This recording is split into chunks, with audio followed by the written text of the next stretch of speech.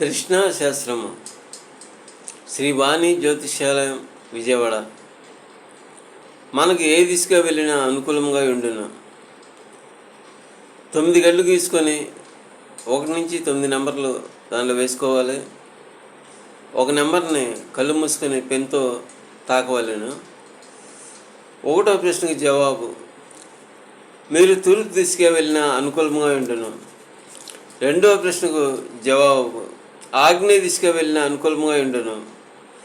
3వ నెంబర్కి దక్షిణ దిశగా వెళ్ళినా అనుకూలంగా ఉండును. 4వ నెంబర్కి నైరుతి దిశగా వెళ్ళినా అనుకూలంగా ఉండును. 5వ నెంబర్కి పశ్చిమ దిశగా వెళ్ళినా అనుకూలంగా ఉండును. 6వ నెంబర్కి వాయువ్య దిశగా వెళ్ళిన అనుకూలంగా ఉండును.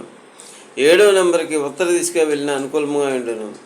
8వ నెంబర్కి ఈశాన్య దిశగా వెళ్ళిన అనుకూలంగా ఉండును. 9వ నెంబర్కి తూర్పు దిశగా వెళ్ళిన అనుకూలంగా ఉండును.